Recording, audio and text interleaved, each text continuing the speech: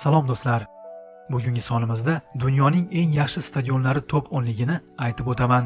Mazkur reyting StadiumDB sayti yordamida ovoz berish orqali tuzilgan. Bu sayt orqali odamlar butun jahon bo'ylab eng yaxshi stadionlarga ovoz berishadi va eng ko'p ball yiqqan 10 ta stadionga maxsus jyuri hakamlari baho berishadi. Unda arxitektura, innovatsiya, funksionalligi va qulayliklar hisobga olingan bo'lib, sizni fikringiz bilan to'g'ri kelmasligi mumkin. Demak, 2017-yilning eng yaxshi 10 ta stadionlari. Agarda sizga qiziq bo'lsa, marhamat tomosha qiling. 19-may Samsun stadioni. Mazkur stadion Turkiyada joylashgan bo'lib, uning arxitektori Bahodir Qul 33.919 kishini o'z ichiga oladi. Proyekt 2013-yildan 2017-yilgacha qurib bitkazilgan. Jami $29 million sarflangan. Sakarya Ataturk stadioni. Sakarya, Turkiya. Qurilishi 2013-yildan boshlanib, 2017-yilda topshirilgan. Stadion ichiga 28.154 ta muxlis sig'adi, plus 660 ta alohida VIP o'rinlari mavjud. Moliyalashtirish paytida 106 million turk lirasiga rejalashtirilgandi, lekin 150 million lira miqdorida mablag' sarflangan. Zenit Arena stadioni. Sankt-Peterburg, Rossiya. Qurilishi 2007-yilda boshlanib, 2017-yilda topshirilgan.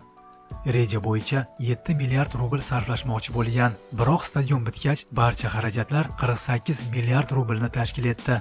Zenit Arena 68 ming kishini o'z ichiga oladi. 2018-yilgi Jahon chempionati va 2020-yil Yevropa chempionatlari shu stadionda bo'lib o'tadi. Gaziantep stadioni, Turkiya. Mazkur stadion 35.574 kishini o'z ichiga oladi va yana qo'shimcha nogironlar uchun 200 ta o'ringa ega. Bu stadion ham arxitektor Bahodir Qul tomonidan qurilgan va 2017-yilda ochilgan. Proyekt uchun $32 million sarflangan.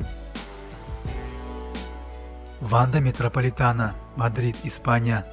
Stadion ilk bor 1994-yilda ochilgan bo'lib, 20 ming kishini o'z ichiga olgan. Zamonaviy rekonstruksiyadan so'ng o'z ichiga 67.700 kishini sig'dira oladi.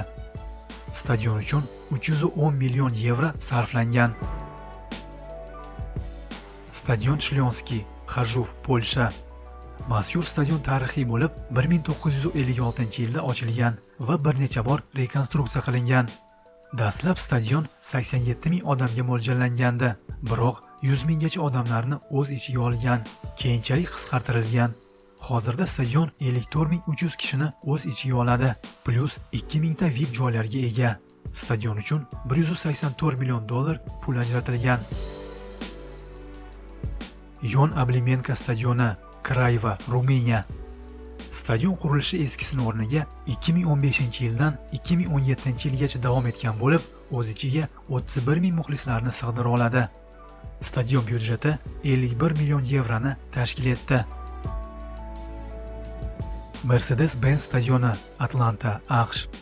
Mazkur proyekt 2014-yilda o'z ishini boshlagan va 2017-yilda topshirilgan. O'z ichiga 71 ming odamni sig'dira oladi. Stadion qurilishi uchun e'tibor qiling, $1,5 milliard sarflangan. Shartnoma bo'yicha Mercedes-Benz nomi 25 yil mobaynida o'zgarmasligi kerak. Undan tashqari stadionda faqat Mercedesga oid reklama ko'rsatiladi xolos. Stadion U Arena, Parij, Fransiya. 2017-yil oktyabr oyida ochilish marosimi bo'lib o'tgan. Mazkur stadion futbol uchun 32 ming odamni, konsert dasturlari uchun esa 45 ming odamni o'z ichiga sig'dira oladi. Avtomobillar uchun esa 500 ta o'ringa ega. U Arena stadioniga jami 353 million yevro pul sarflangan. 2024-yildagi gimnastika bo'yicha Olimpiada o'yinlari aynan shu stadionda bo'lib o'tadi. Demak, butun jahon ovoz berish natijalariga ko'ra eng ko'p ovozni Lujniki stadioni qo'lga kiritdi. Moskva, Rossiya.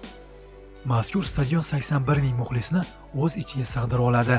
Stadion 1956-yilda qurib bitkazilgan va bir necha bor rekonstruksiya qilingan. Oxirgi marta 2017-yilda zamonaviy qilib rekonstruksiya qilingan. Jami 26 milliard rubl sarflangan. 2018-yilgi Jahon chempionati final bosqichi aynan shu stadionda bo'lib o'tadi. Reytingdan tashqari bonus sifatida yana 4 ta stadion haqida ma'lumot. Bunyodkor stadioni Toshkent shahrida 2012-yilda qurib topshirilgan. 34 ming kishini o'z ichiga sig'diradi. Qurilish uchun 250 million dollar sarflangan. Park La Pedra stadioni Argentina o'z ichiga 28 ming muxlislarni sig'dira oladi. Stadion atrofida avtomobil poyga trassasi va chiroyli park qurilgan. Jami 58 million dollar sarflangan. Jorj Kapfel stadioni Ekvador 40 ming odamni o'z ichiga oladi. Stadion 1945-yilda topshirilgan va bir necha bor rekonstruksiya qilingan. 28 million dollar sarflangan. Kapfel Tinch okeanidan 100 kilometr uzoqlikda joylashgan. Atrofida esa chiroyli daryo oqib o'tadi. Nemesio 10 stadioni Meksika. Mazkur stadion 1954-yilda o'z ishini boshlagan. Oxirgi marta 2017-yilda rekonstruksiya qilingan. Hozirda stadion o'z ichiga 30 ming muxlisni sig'dira oladi. Bu maydonda 1970 va 1986-yillarda Jahon chempionati bo'lib o'tgan. Qayta qurilish uchun 43 million dollar sarflangan. Qaytarib o'taman, mazkur reyting Stadium DB sayti yordamida ovoz berish orqali tuzilgan bo'lib, sizni fikringizga, dunyoqarashingizga va ta'bingizga to'g'ri kelmasligi mumkin. 2018-yilga eng yaxshi stadion nomiga siz ham o'z ovozingizni berishingiz mumkin. Aziz do'stlar, sizga qaysi stadion ko'proq ma'qul kelganligini kommentariyada yozib qoldiring va albatta qiziqarli dunyo kanaliga obuna bo'ling.